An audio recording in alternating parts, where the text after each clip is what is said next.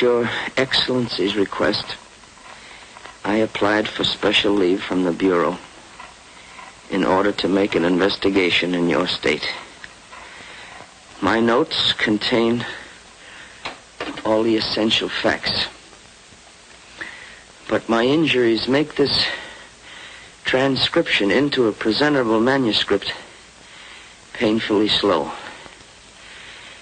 When finally completed, I will submit the following as a full report on parole conditions which resulted in the release of dangerous criminals who at once returned to their lives of crime.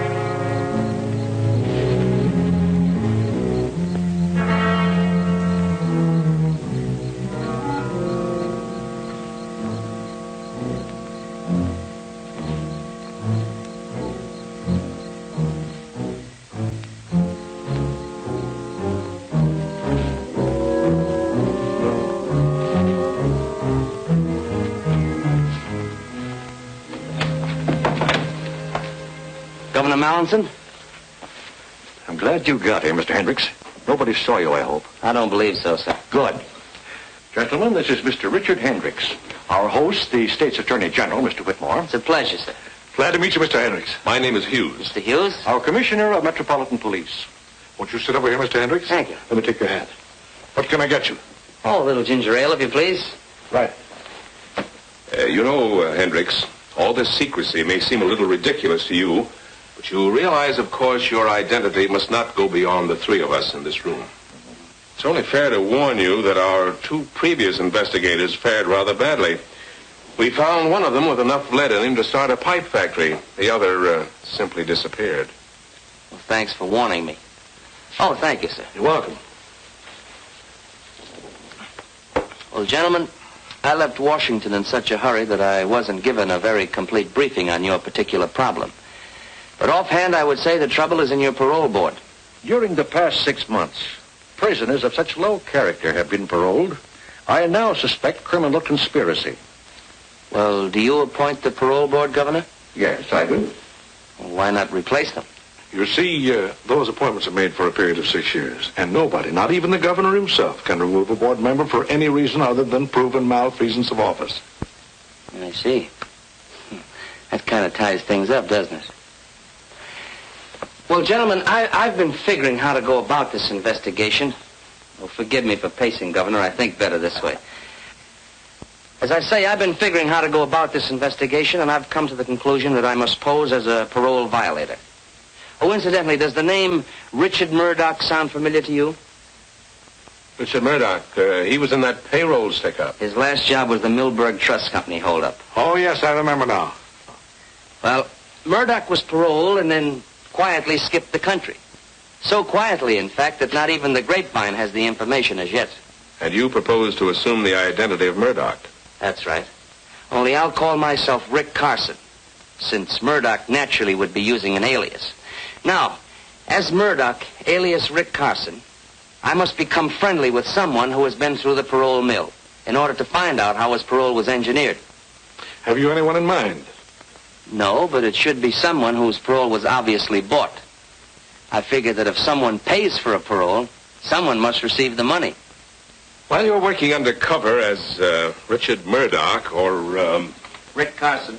Carson, you'll have to avoid any contact with the police, even in an emergency.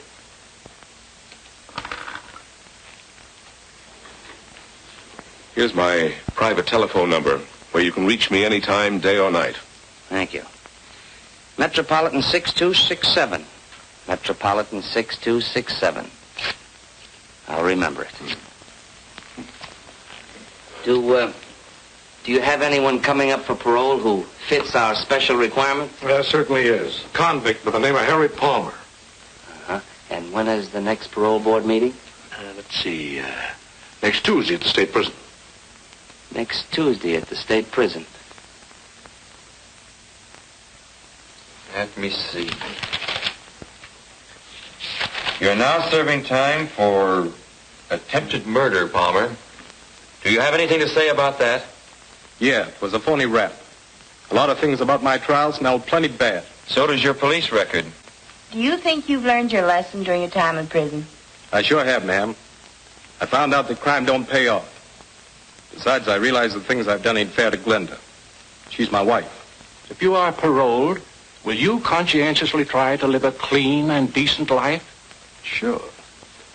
You can bank on that, Reverend. You think you can earn a living? Honestly, I mean. You bet. I'm promised a job as chauffeur to Miss Dumont. She owns a pastime club. It's all my application there. If you give me this one more chance, I promise I'll never step off the straight and narrow again. Why, he isn't sincere. He's merely playing on our sympathies. All right, Palmer, you may return to your duties. You'll be notified by the warden of the action of this board. Thank you.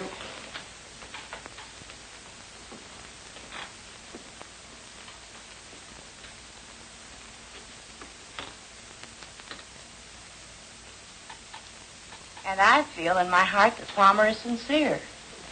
The poor man has never had a fair chance to rebuild his ruined life. Therefore, for the wife's sake as well as his, I favor paroling him. And what about you, Mr. Jones? It seems to me that keeping a man behind bars when he can earn a living is a needless waste of taxpayers' money. I vote for his parole. And your decision, Reverend? As you well know, I usually bend over backwards to give the misguided unfortunates a chance. But in the case of Harry Palmer, my conscience compels me to oppose his parole. And your decision, Mr. Perkins? Palmer deliberately broke the law. Not once, but many times. Freeing a man like Palmer makes a travesty of justice. I am positively against paroling him. Well, it seems we're evenly divided. 2 for and 2 against Palmer's parole. Consequently, as chairman of this board, it becomes my duty to cast the deciding vote. A decision like this must come from the heart as well as the mind. It must be tempered with humanity and understanding. I watched Palmer when he made his plea, and I'm convinced of his sincerity. In view of this, I must cast my vote with Mrs. Prescott and Mr. Jones in favor of Palmer's parole. This is an outrage, Holliday. At least a half a dozen times in the past few months you've done the same thing. I just don't understand. I'm entitled to my vote the same as you, Mr. Perkins. Now, Palmer will have served his minimum sentence on the 22nd of this month. His parole will become effective on that date. I learned that Palmer's wife, Glenda, was working as a waitress at the pastime club. So I decided to hang around. I'll delete that hang around. So I decided to drop around to the club to look the situation over.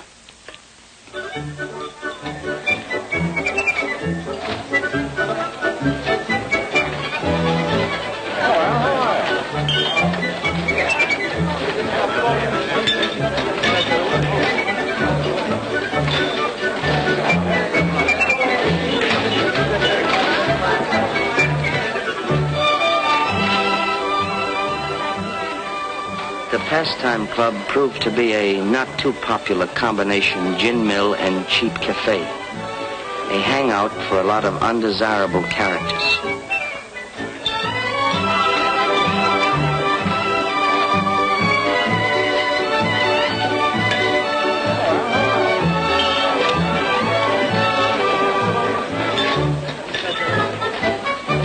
May I take your order, sir? Can't make up my mind.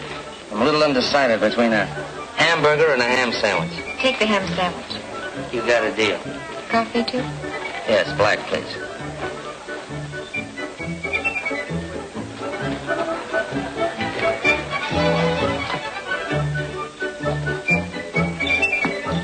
Thank you. It's quite a place you got here. Do you own it? You must be new in town. I only work here. Jojo Dumont owns the place. Oh, well, then Mr. Dumont's got a nice place here. Miss Jojo Dumont. In fact, there she is now.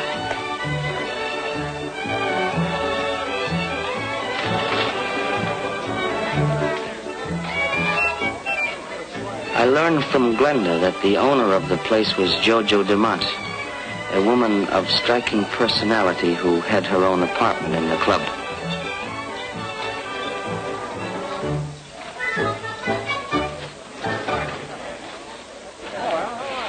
One group of hangers-on seemed to be tied in with Jojo. It wasn't difficult to find out how. They were quite bold about it. The tie-in was a lucrative sideline which Jojo operated, an illegal punchboard racket. The three salesmen were Blackie Olson, Frank Mitchell, and Kid Redmond. They sold to the cooperative customers who were always glad to make a dishonest dollar. Duke Vigili, another of Jojo's willing workers, spent most of his spare time trying to cheat a slot machine. During his working hours, he called on the less cooperative prospects. For these, he had 3 convincing arguments, 2 hard fists, and a .45 caliber revolver. The straw boss of the outfit, Charlie Newton, dignified the job by calling himself manager. He tried to appear a legitimate businessman, but the only thing legitimate about Newton was a long police and prison record. Such were evidently the pals of Harry Palmer. They didn't trust me from the very first. However, during the 2 weeks until Palmer's parole, I managed to strike up a casual acquaintance.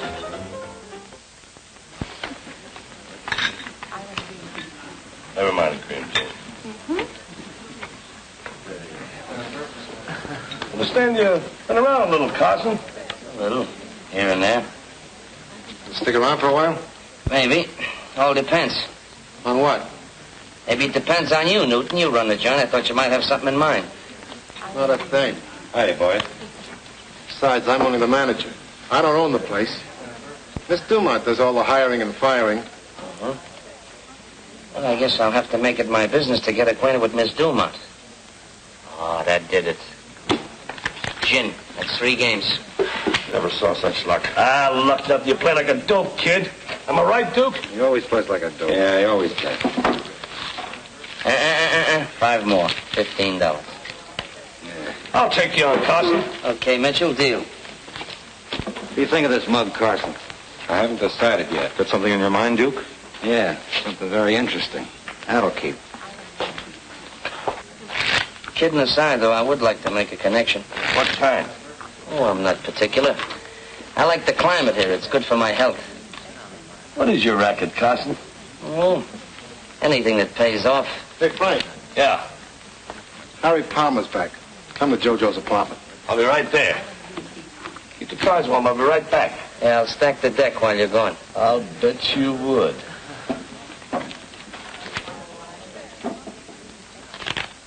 I would have given a lot to know what was going on in Jojo's room. I found out later from statements of various people concerned. Sure looks natural. Just like old times, huh? Sure, it's like all right. Feeling better, Glenda? Wonderful. Seems like 100 years since I saw you, darling. Yeah, me too. That's what I've been waiting for. Frank will be here in a minute. Well, this calls for celebration. How about fixing some drinks, Blackie? Okay, Jojo. Sure liquor. You look right in the fence there, kid. They treat you good up there? What's on your mind, Charlie? How long are you going to keep Palmer on as a chauffeur, Jojo? Are you kidding? What do you think I got him out for? Chauffeurs are a dime a dozen. Other boys are all right fixing the boards. Now, Palmer's the best collector we ever had. As long as he keeps his nose clean. The next time he gets in trouble pulling off side plays, I'll let him rot in the pen. Hiya, Harry. How goes it, Frank? It's great to see you, old son of a gun. Papa's home, huh, baby? How does it feel? Feels grand. Glenda's been in a tough spot, but she came through okay. Yeah, but it's a lucky thing you got the parole just now. What do you mean by that, Crack?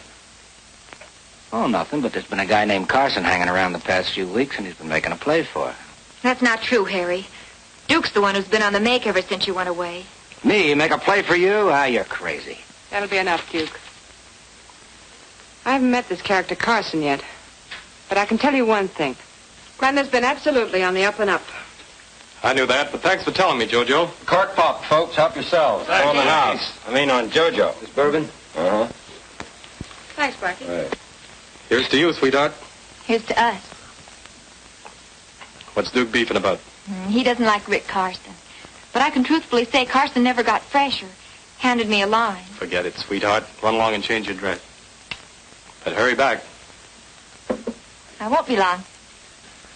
How do you feel, Harry? Pretty good. Hey, listen, Harry. I didn't mean any slur on Glenda, but... Forget it, Duke. Well, I've been keeping my mouth shut because I haven't got proof yet. But as sure as I'm standing here, that guy Carson's either a copper or a stoolie. I know every cop in the state. Well, he might be one of J. Edgar Hoover's boys. Carson's no more FBI than I am. That's all we need around here, a copper. Especially when business is just beginning to boom. He lives at the Colvin Hotel right down the street. Why don't we search his room? There must be something around to tip us off. I can get in. I know the night clerk. Sure. The kid and Blackie could investigate. Then we'd know exactly how things stand. JBI, that's me. Jojo's Bureau of Investigation. Hello, Mr. Carson. Oh, hello, Glenda. Say, this looks like the beginning of a second honeymoon. You like my new dress? Pretty sharp. Hope my husband will like it. Sure he will. Oh, here he is now. Honey, this is Rick Carson. Glad to see you, Palmer. Glenda was telling me about you. I was telling Harry how polite you've been. That's a great deal more than I can say about most of the customers. Oh, thank you, Glenda. That's a real compliment. See you around. Glad to, anytime. Good luck to you both. How long will it take to search Carson's room? No, it won't take over an hour. Only the clerk doesn't come on till 8 o'clock. Sometimes maybe a little later. Suppose I arrange to keep him occupied between 8 and 10. You haven't even met Carson. So you'll introduce me. I think I can keep him interested for a couple of hours.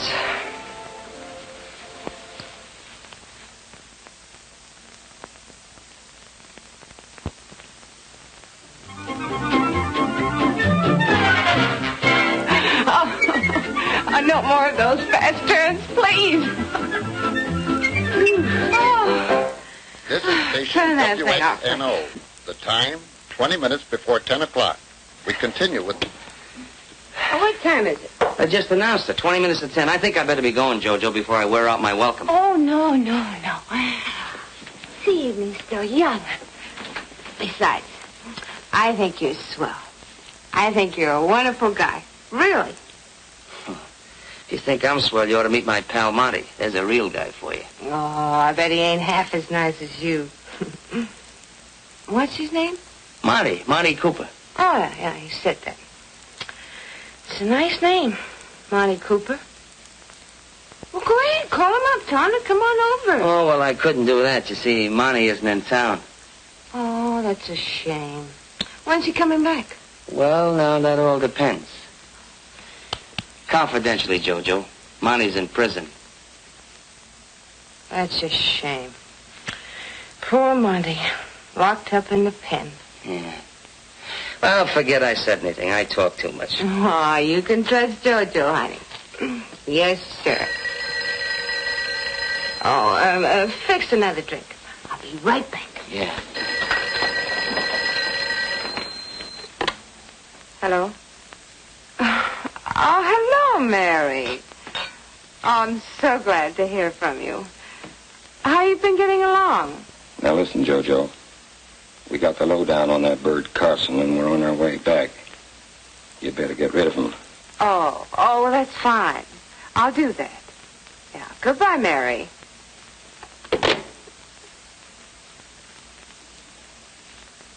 You don't have to be a G-man to know that that was Mary.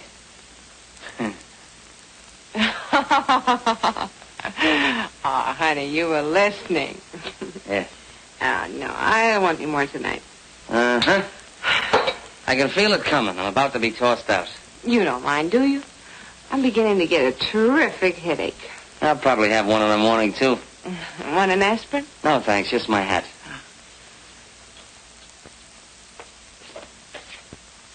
Thank you. Other night, Jojo. It was a swell evening. I enjoyed it.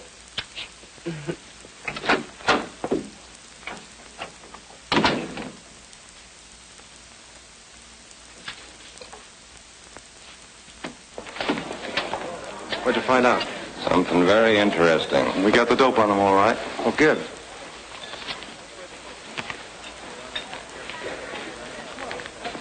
That is interesting. Hi, Rick. Oh, Rick. Hi. How you doing? How's everything? What's up, Duke? I don't know. Oh, hello, boys. Well, let's hear it. What's the dope on Carson? What do you think of that? His name ain't even Carson. Richard Murdoch. Age 32, date of birth 9/15/16, Detroit, Michigan, has dark brown. Occupation mechanic. Yeah, it had me puzzled for a minute or two. Then it came to me. This guy Murdoch and a pal of his, a fellow named Monty something. Monty Cooper? Yeah, that's it, Monty Cooper. Well, anyway, Carson or Murdoch and his pal Cooper pulled that Milberg Trust Company holdup about a year and a half or so ago. Yeah, we found some newspaper clippings about that robbery. He had them hidden between the cushions of a chair. He hadn't figured on your JPI. Good for you. Well, I guess I was all wet about Carson being a copper or a stoolie. Why don't you give up, Duke? You're always beefing about something. Okay, but don't say I didn't warn you guys if something goes wrong. Now, get this picture. This is the Milberg Trust Company, a real old broken-down joint. There's the flight of stairs where we came up. This is the vault here, a real old-fashioned camp. Well, those stairs made it a little tough because we had to back down them and we couldn't see who was coming up anyway. We come in here and there's all kinds of desks and places where you write out checks and so forth. There's quite a few people. Well, I heard them all over here in the corner. Keep them all together. Monty takes the cashier, forces him in over here, makes him open the vault. We open this little old-fashioned can, and what do you think we get? 50 G's.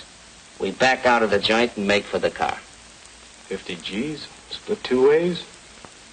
Not bad. Mm-hmm. You see, Monty and I don't go in for big mobs. Hey, maybe you saw Monty up there. He was doing a heavy stretch. Yeah, I saw him almost every day. Talked to him a couple of times. But he didn't get overly friendly with anyone. Yeah, that's Monty, all right.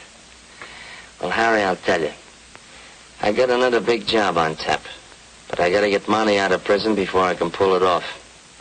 That's tough to do unless you know the ropes. Besides, it takes $2,000. How do you know?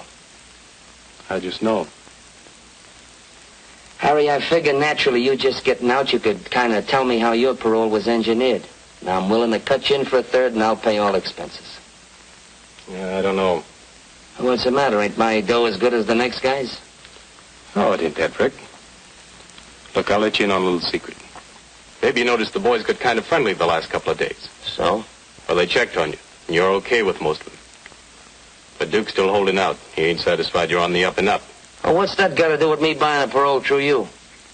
It's got a lot to do with it. JoJo's the first step, and unless she's sure of her ground, no dice. All right, so there's no dice with JoJo. And who's the next step? Now, wait a minute. Not so fast. I'm no squealer, Rick. Oh, but you do know who the higher-up is. Maybe. But I ain't saying.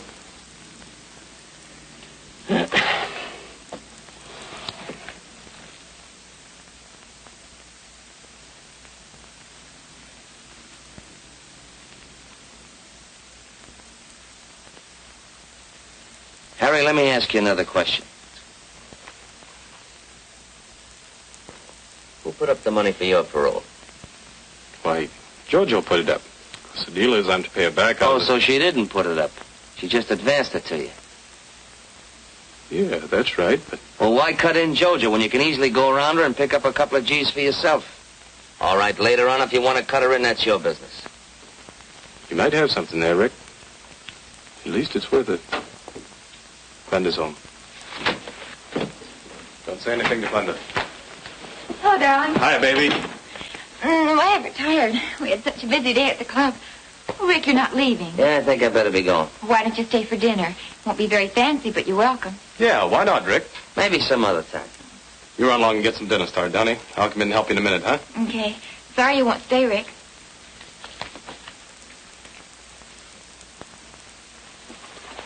Can you get the $2,000? Harry, whenever I need a few G's, I don't let anything stand in my way. Get the dough.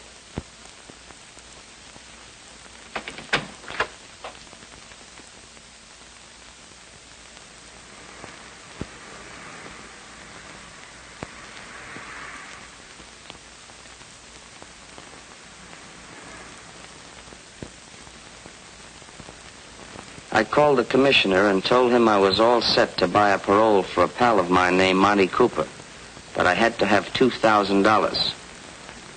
He agreed. But as the boys were somewhat suspicious of me, and in order to gain their confidence, it ought to look like I had pulled a stick-up. Go ahead, read it. Philanthropist. Well, anyway, robbed. Bandit ignores jewels. Gets $2,000 cash. Neil Ingersoll, civic leader, was held up last night and relieved of $2,000 cash by a bandit who claimed he was not interested in jewels.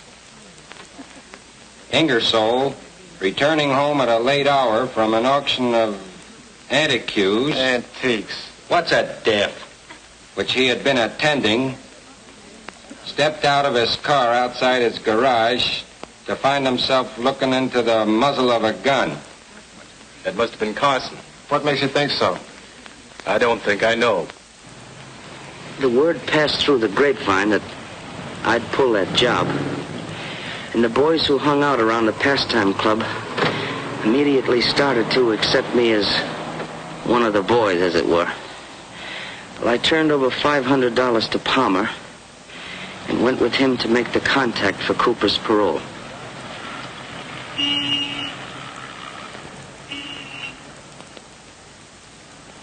When we reached the lobby of an office building, Palmer told me I couldn't go upstairs with him. This was disappointing. But I heard him tell the elevator operator to take him to the 5th floor. So I checked the names of all the tenants on that particular floor. There were over 20.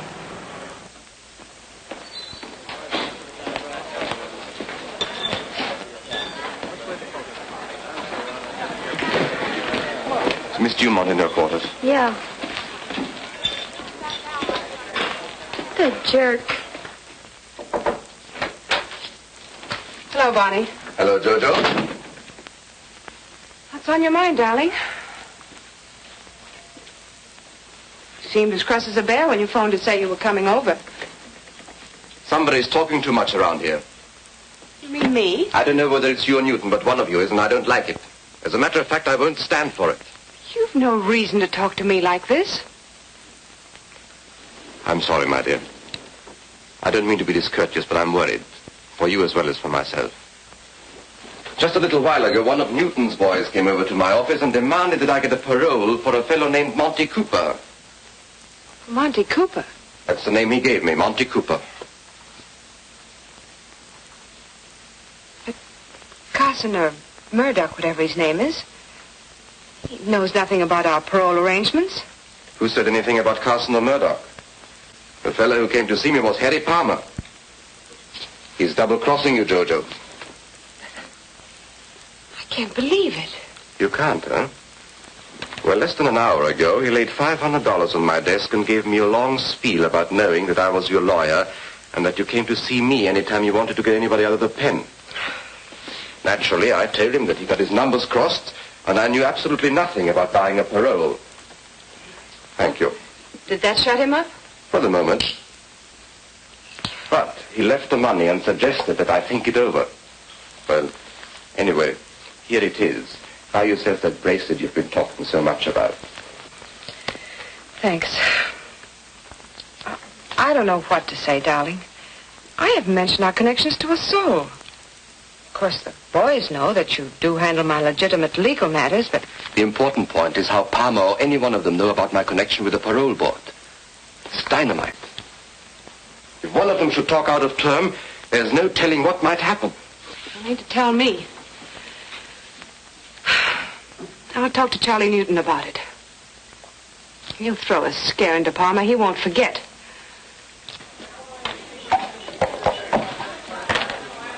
Four aces and two. Harry Palmer just pulled a double cross on JoJo. Yeah? What'd he do? That's my business. JoJo says she doesn't want any rough stuff. But I'm running the boys, not JoJo. Yeah, but JoJo just got Harry out. So what? You're just as good a collector as Harry ever was. Huh. I should say I am. You name it. We'll do it. Okay. Tell you what we'll do. I'll call Harry on the phone, tell him to call me back from the corner drugstore. When he rings up here, I'll tell him to skip it, that I changed my mind. Now, when he's walking back to his house...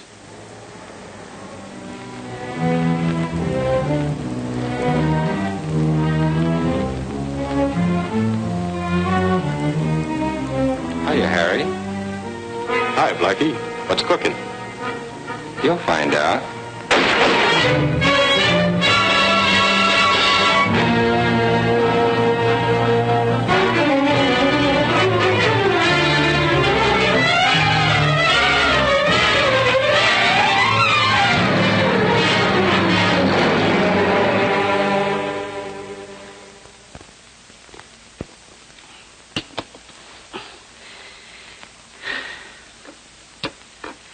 The killing of Palmer completely upset my plans, as I had now lost my only link to tie in JoJo with the higher-ups in the parole conspiracy. Well, how's the leg today? Oh, much better, thank you. Look. Take it easy. Okay. I'm a coffee lover. Oh, I see. Well, I'll come back for that later. All right, fine. Hunting around for... Now, delete that hunting around. Make it fumbling about for a new lead. I looked up the grief-stricken and embittered Glenda, pretending to her that I wanted to avenge her husband's murder, which had cost me $500. Well, I showed her the list of tenants occupying the 5th floor of the building to which Palmer and I had gone to, and only one name, a first name, sounded familiar to Glenda. And that first name was Barney. B-A-R-N-E-Y. Barney. Now, it belonged to a man whose full name was Barney Rodescu, R-O-D-E-S-C-U, who was a lawyer and sort of a man about town. Well, I decided to find out if he was the contact between the crook on the parole board and JoJo Dumont. You know, in a way, Palmer getting bumped off like that kind of put me in a spot. How come? Well, we had a little deal together. You see, I figure Palmer just getting parole like that, he'd know the ropes. Remember me telling you about a pal of mine, Monty Cooper? I wasn't as tight as I seemed that night, you know. Yeah, I didn't think you were. You say Palmer was trying to help you get a parole for Cooper? Well, I didn't exactly say that, but that's the general idea. Go ahead, I can listen while I'm typing. Of course, you know I had to pull a little job to get the money for Monty's parole? You mean the Ingersoll robbery? I don't know anybody named Ingersoll. No, but the point is, JoJo, I'd like to get Monty out of the prison as fast as I can. You know, you should have come to me in the first place, Rick. You? Mm-hmm. I'm serious. I like to help my friends. Besides, I have a lot of influence in the right places. Mm-hmm. Of course, we'll need cash. Yeah, I know. $2,000. Palmer told me. Did you give Palmer any money? Yeah. Yeah, I gave him $500. And for you, here's another 1,000. Thanks. I like to have a receipt. Oh, sure.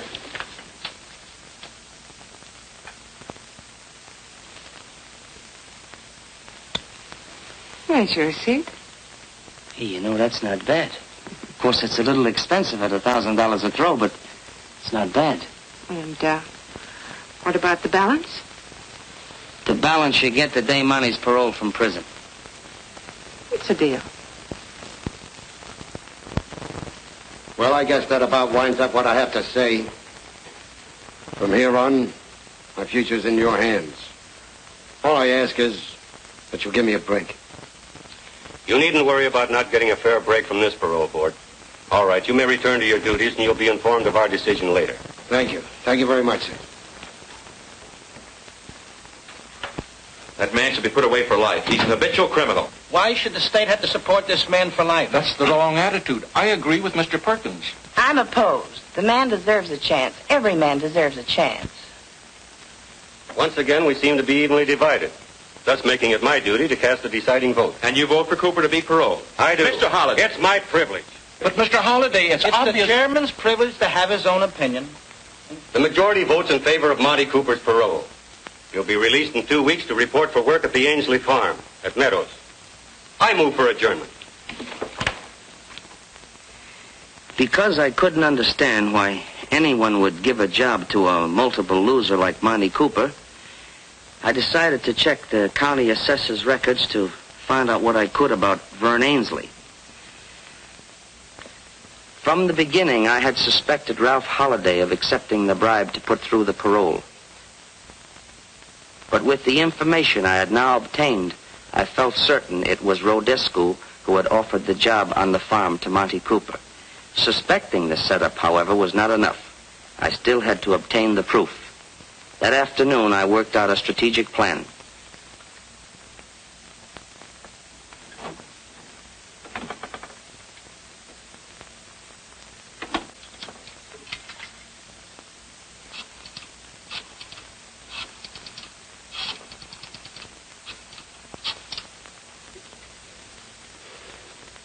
Hello. Commissioner.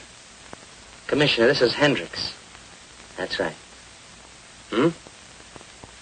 Well, yes, naturally, Commissioner, I'm going out to the Ainsley farm. Oh, incidentally, I told the boys at the pastime club that I would meet Cooper out at the farm. But, Commissioner, there's just one thing, and I hope you won't let me down on this. You see, unless Cooper is picked up at the prison gates when he's released, if he should happen to come out at the Ainsley farm at the same time I'm there and get one good look at me, well, I'm afraid my career as Murdoch or Carson or Hendricks will come to a very sudden and painful end. Oh, you have nothing to worry about on that score, Hendricks. I've already notified 4 states of Cooper's impending parole. They'll be right there to arrest him the minute he steps foot outside the prison gates. Fine, Commissioner. I'll call you tomorrow afternoon. I think by that time I should have this whole setup in the bag. Yes, sir. Goodbye.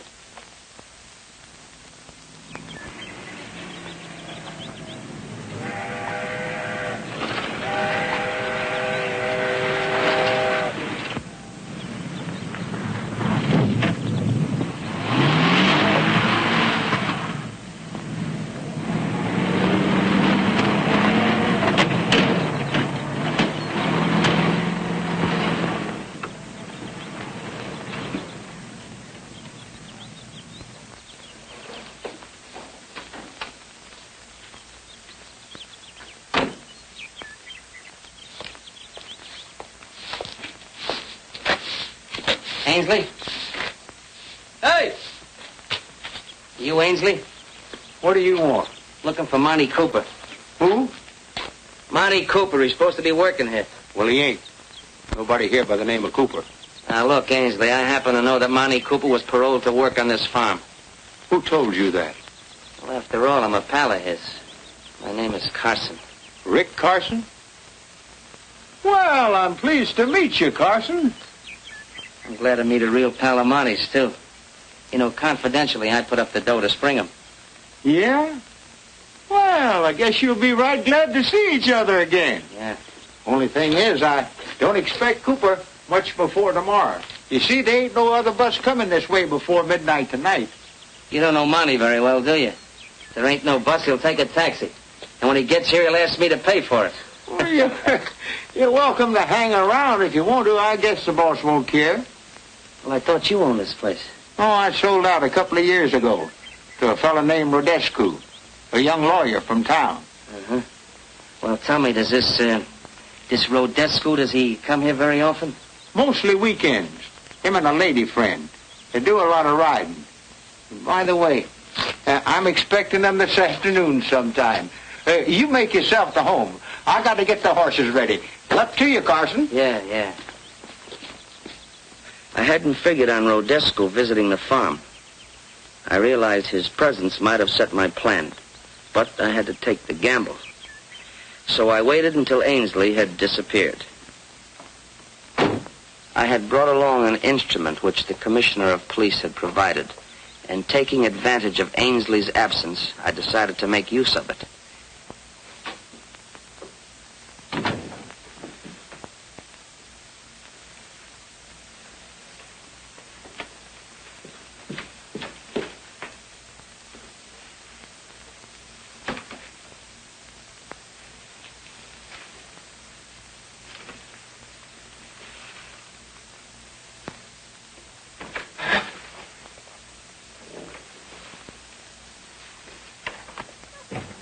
I quickly ascertained that no one else was near.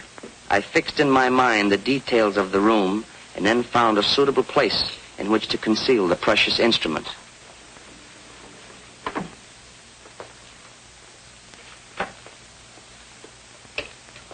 It was the latest type of sound recorder.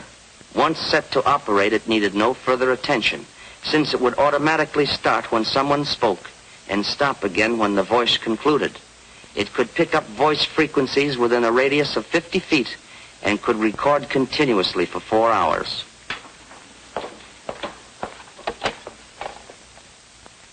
Hello, get me Metropolitan 44244.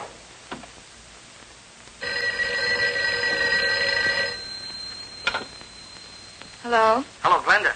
Glenda, this is Rick Carson. Oh, yes, Rick. I think I know who's responsible for what happened to your husband. You do? Who is it, Rick? Don't ask any questions now because I've got to act fast. I'll do anything you say. Fine, now listen closely. You know that list of names and addresses of the parole board members that I left with you this morning? Yes, I have it right here. Fine. Now I want you to send each one of them the following telegram. Urgent you meet me at farm without delay. Drop everything else. Have you got that? Yes, Sign each one of those messages Barney. Barney. But I don't get it, Rick. What good are the telegrams? Well, Glenn, just a minute, Glenda.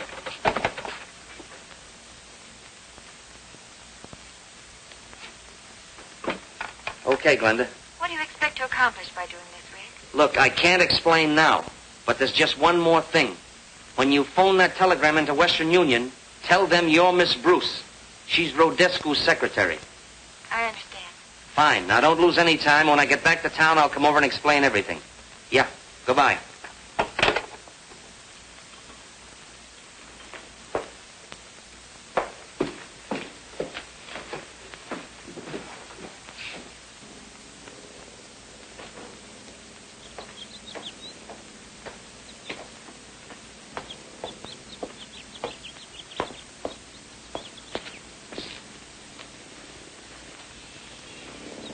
Oh, Hank. How about a glass of beer? Oh, no, thanks. Not right now. It's up to you. Thanks. I think I'll kill a little time and drive around the country. I'll stop back later and see if Monty got here yet. Suit yourself. Yeah, okay. See you later. Yeah.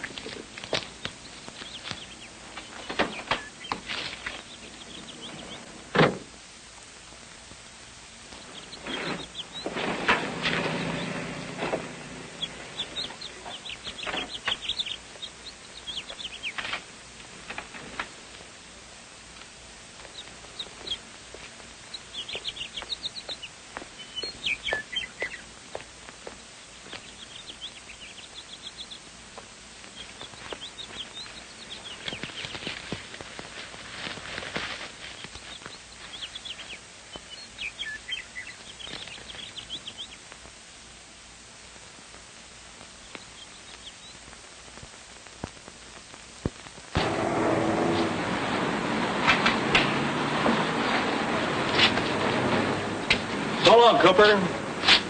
Take it easy. Yeah. You too, Screw. Good luck. Hey, Cooper. We've been waiting for you. Yeah, what for? We want to take you along with us. Who are you and what do you want with me?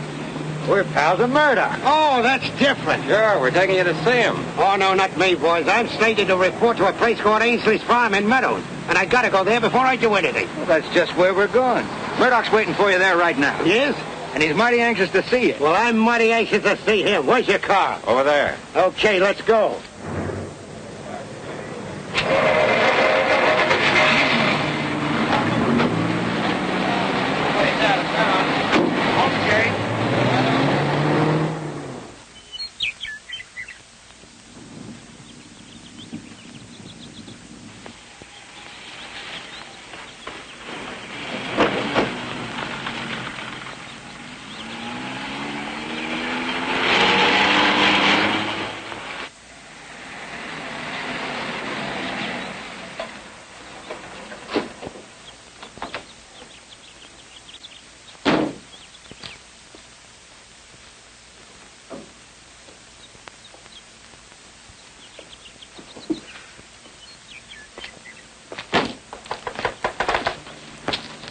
I get such a kick out of this place.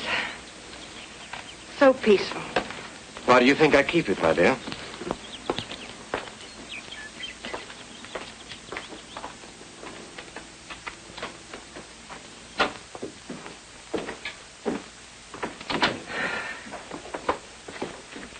Oh, Frank, put Miss Dumont's luggage in her room and leave mine in here. Right. I'll take it. Thank you.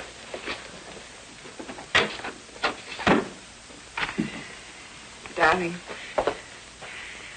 it's so good to be with you. Everything's okay. Oh, thank you, Frank. Olive complains me he'll have some beer on ice. Feel like something to eat? No, thanks. Just a cup of coffee a little later. How about a canter over the countryside? Oh, let's relax for a little while. Later, maybe, huh?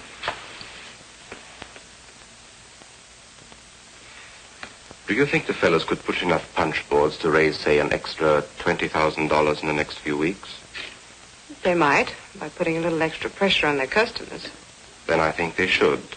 A powerful anti-racket committee is being organized to run us, among others, out of business.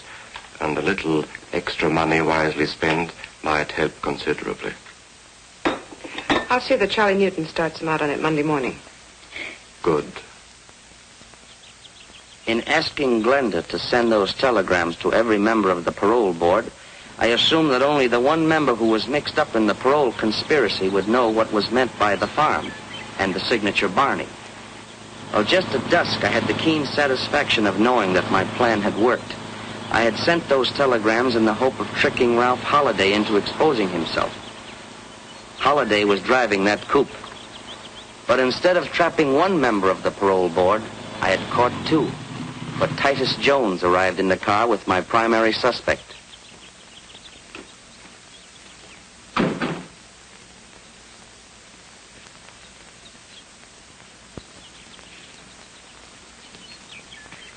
I wonder who that can be. Probably one of your eager beaver clients. If it is, I'll throw him out. Excuse me, my dear. I'll make this short and sweet. Come in. Well, this is a surprise. Hello, Ralph. Hello, Titus. And you gentlemen are quite a ways from home, aren't you? You're not joking. Holiday burned up the road getting here. Oh, I'm sorry. We didn't know. Oh, that's quite all right. Allow me, my dear. Ralph Halliday and Titus Jones. Miss Dumont, my fiancée. How do you do? You're on the parole board. I heard Bunny speak of you. Yes, we are, Miss Dumont. Parole board. Well, Yes. sit down, gentlemen. Sit down. Make yourselves comfortable. What brings you out here in such a hurry? Why, we came in answer to your telegram. My telegram? I didn't wire you. What's that? You most certainly did. What does it say? Urgent, meet me at farm without delay. Drop everything else. Signed, Barney. Somebody must have got onto our parole board deal. We better clear out. Hold on. Hold on. There's no use running off half-cocked. You better do a little checking first. I wish you would. How can you? And make it snappy. Hello, operator. Give me Ridgeway 84428. If my secretary is at home, we ought to be able to find out pretty quick. But it's Saturday. She probably has a date. Hello? Hello, Miss Bruce. Did you send any telegrams today to either Titus Jones or Ralph Holliday? You did not. Did you authorize anyone else to do so? You didn't, huh? I knew it was bad news the minute I received that message. Miss Bruce, I want you to check with Western Union right away and find out if you can who sent those telegrams and to whose account they were charged. Yes. Call me back at the farm the moment you have the information. Right. She'll call me back. Someone's on our trail, Barney. Have you told anybody about giving Holiday and me the money? Oh, don't be an idiot. You don't think I'd tip anybody off that I've been bribing the parole board? Maybe Mr. Holiday or Mr. Jones accidentally... Ridiculous. That's absurd. It could have been that jackass Palmer you had working for you. He only knew the connection between you and me. He knew absolutely nothing of your time with Holiday and Jones. Whatever the answer is, I don't like it. I'm getting away from here. So am I. This farm is poisoned. Just a minute, gentlemen. We're remaining right here until Miss Bruce calls back. We're safer here than anywhere else for the time being. I was confident the recording machine was doing its work. But to make the record admissible as evidence in court, I would have to swear that I had seen the people inside that room and to identify their voices. There was only one way to do this. Who can that be? Where can we hide? Relax, gentlemen. Come in. Oh, I'm sorry to bother you. I'm looking for a friend of mine. What makes you think he's here? Well, I was told he would be. My name is Carson. Oh, it's Rick Carson, darling. Let him come in. You needn't worry about him. Come in.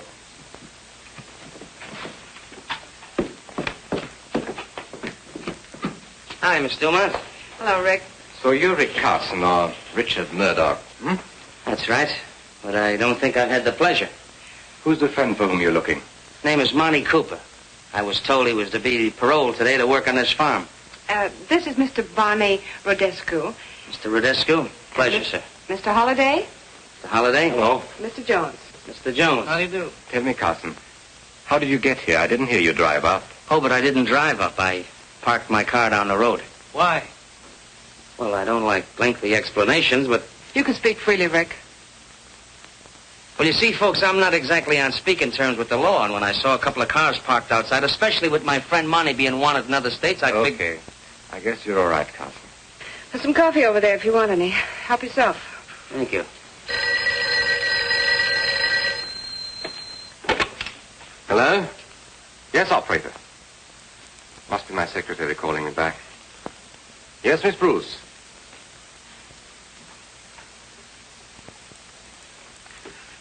Now, wait a minute. Wait a minute. Let me get that. The telegram was sent to Mr. Holiday, Mrs. Prescott, Titus Jones, the Reverend Adams, and Donald Perkins. It's the entire parole board. This is awful. Isn't good. And just a minute.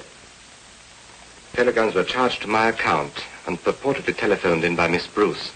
But when she checked and raised Cain with Western Union, they traced a call back to... What was that number again? Metropolitan 44244. Did you find out whose telephone number that was? You couldn't, huh? Well, keep on checking, Miss Bruce. I know that number. You do? Metropolitan 44244. That's Glenda Palmer's number. A dirty little double-crosser.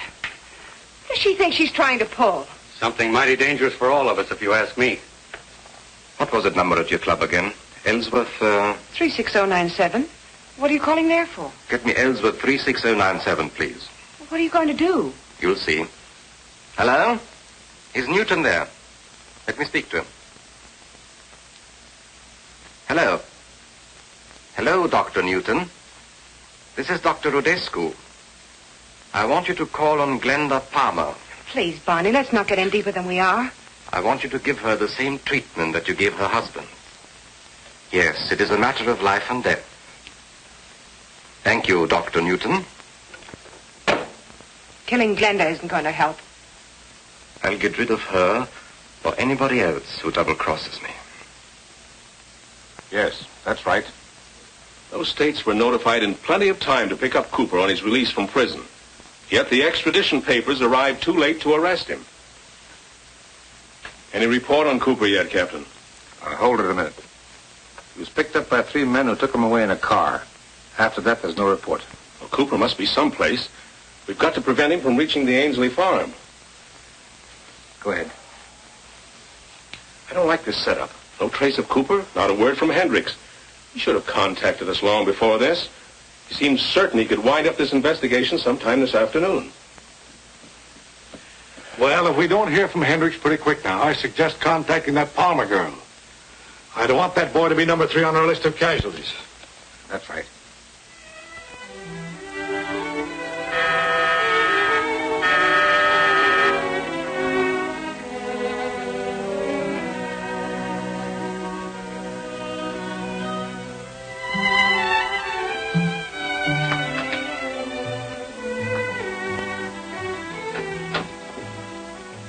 Hello, Glenda. Oh, hello. I was expecting somebody else.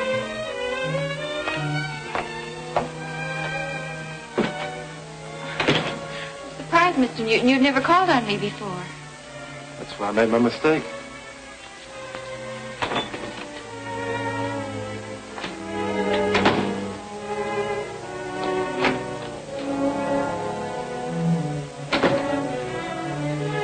I'm sorry I can't invite you to stay. I was expecting someone. He should have been here before now. Well, it's a shame he's late. Now when he gets here, he won't find you at home. What do you mean? You're going out, Glenda. With me. No, I couldn't. Well, after all I told you, I'm expecting someone. Get your coat. Please go. Get your coat. Shut your trap.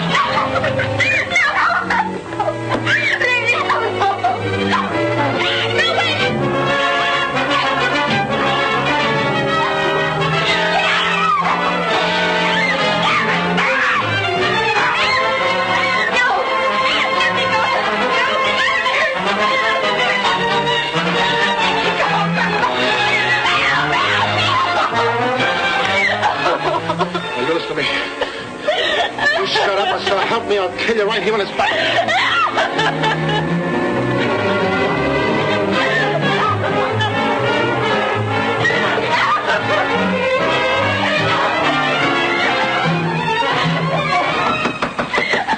Mrs. Palmer, what's the matter in there? This is Mr. Brown, the manager. Open the door and let him in. But be careful. Go on. Are you all right, Mrs. Palmer? Thank heaven you're here. Are you all right, Mrs. Palmer? Stick your hands up and keep going. Drop that gun. You're the manager of the pastime club. Get him out of here. Book him on suspicion of attempted murder. Yes, Commissioner. Take him out. Everything's all right, Mrs. Palmer. Will you please get the lady a glass of water? Mrs. Palmer, I'm very anxious to get some information about Rick Carson. Now, it's all right. He's working with us. Oh, thank you. Here you are. He said you were helping him. But we're worried that something may have happened. Have you heard from Carson lately? He telephoned me this afternoon from Meadows. Meadows? The Ainsley farm is located near Meadows. That's right. He mentioned the farm and the telegrams I sent for him. Captain, notify the sheriff's office in Meadows to see if Carson is at the Ainsley farm. Yes, Commissioner.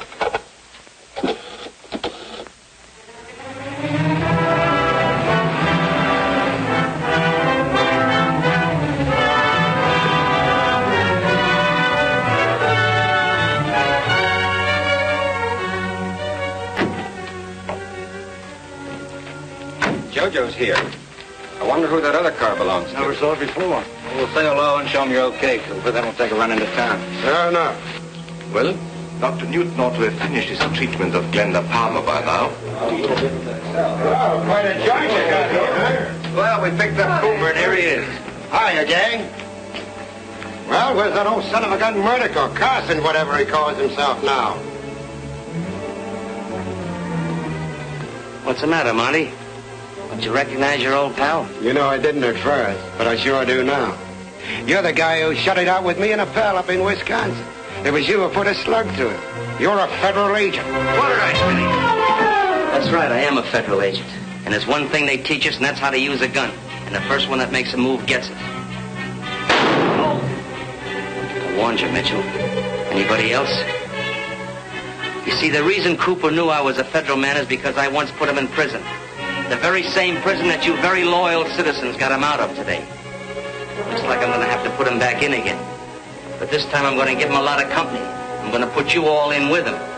But right now, ladies and gentlemen, I'm afraid I have to leave you. But I'll make you a promise. I'll be back again. Nice Nice work, Ainsley. Just in time. I heard the shot. I figured something was wrong. Shut up and follow mine. Stop the body. Stop it. All right, gentlemen. Put him in the chair. He'll be more comfortable here. Hey, Carson, there's some water for you. Now, speak. All right, Carson. Who put you on our trail? Well, I suppose we'll have to teach him how to speak. That's lesson number 1. He's stubborn. He'll need more than that. Ready to talk yet? Hit him again. We'll make him talk. Why don't you shoot him and get it over with? Just a minute. We'll try once more. If he doesn't talk this time, he'll get a one-way ticket to the bottom of the river. All right, Carson. This is your last chance. Tell us just how much you know.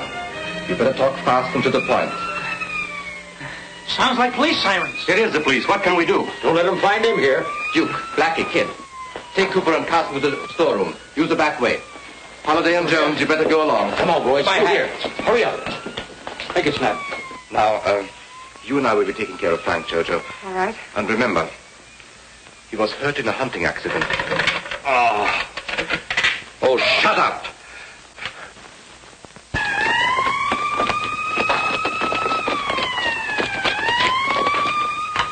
Come on, fellas. All right, where do we go? In that room. Make it snappy, boys. Come on. No time to lose. Right in here.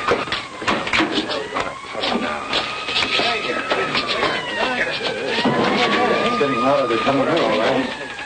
Quiet now. Lock it, boys.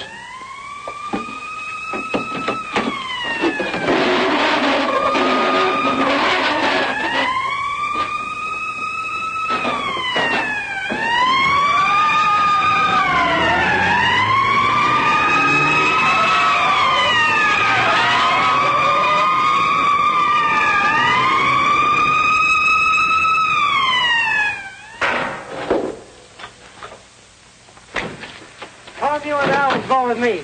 The rest of you look those cars over and see if you can find anything out here. Come on.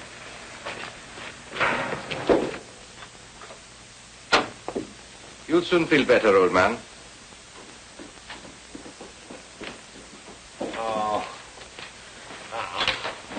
What's the trouble here? My guest was hurt in a hunting accident. We called a doctor. Oh. Well, we're looking for a man named Carson. Carson? I don't know him. There was someone here earlier today, before you came home, dear. His name was Carson. He said he was looking for a friend. Was his friend named Monty Cooper? That name doesn't mean anything to me either. He was just paroled from prison. He's supposed to report here for work. We haven't seen him. If you have no objections, we'll look through the house. Help yourself. Thank you. Let's look at him, then.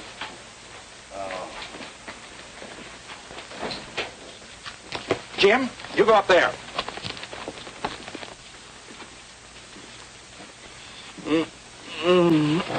Shut up, you. One peep and I'll bust your mouth wide open. Gag him, Blackie. Thanks for your cooperation. I hope the doctor gets here soon. Good night. Good night.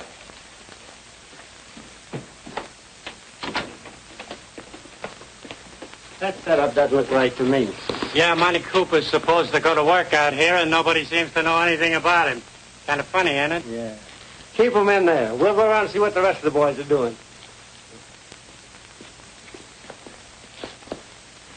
We haven't been in here yet. Open it up, mister.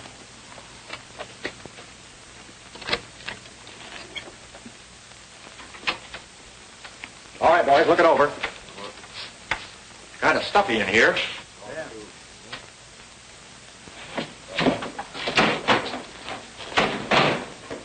Find anything? No sign of Cooper or Carson so far. I'll make a thorough search.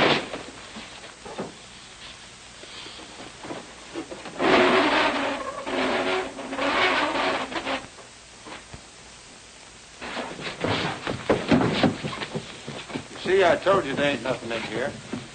That just about winds it up. Well, if Cooper shows up, I'll be glad to let you know. Okay, let's go, men.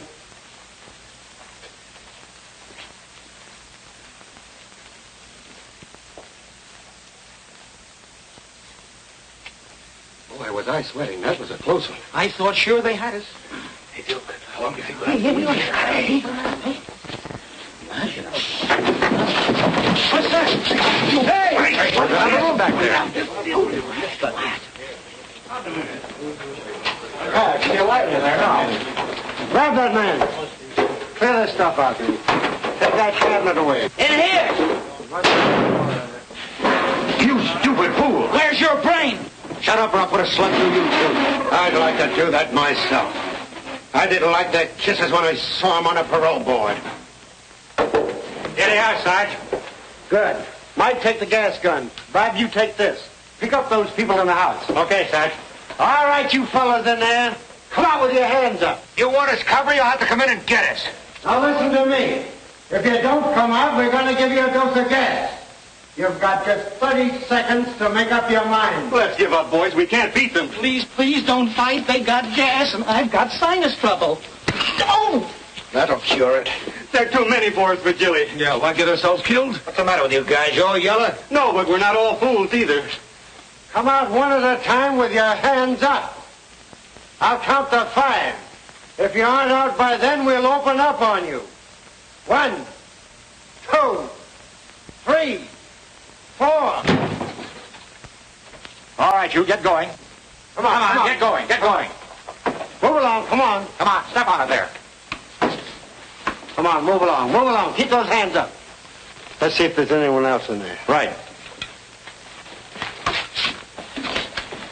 Mr. Hendricks? Who shot you? Duke Vigili. We better call an ambulance. He's badly hurt. Can you give me a hand here? I can't make it. Sure.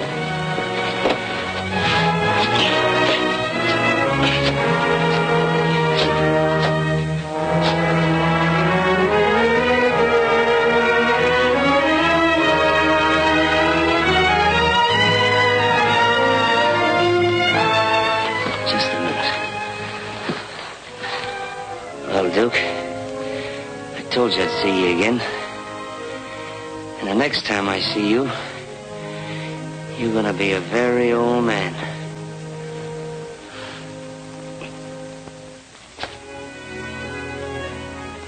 Oh, yes. Getting along real fine. Another week or so, I'll be able to go out dancing again. That's wonderful. Here you are, Mr. Hendricks. Oh, thank you, Mary. Oh, Mary's my favorite nurse. I can believe that. Now, if it wasn't for her, I'd probably still be lying in bed. Thank you, Mr. Hendricks. God bless you. Well, here's my completed report, Mr. Whitmore. It took quite a long time to finish it, but I hope it accomplishes what the governor desired. Well, I'm sure it will be, Carson. I mean Murdoch. You mean Hendricks. That's right.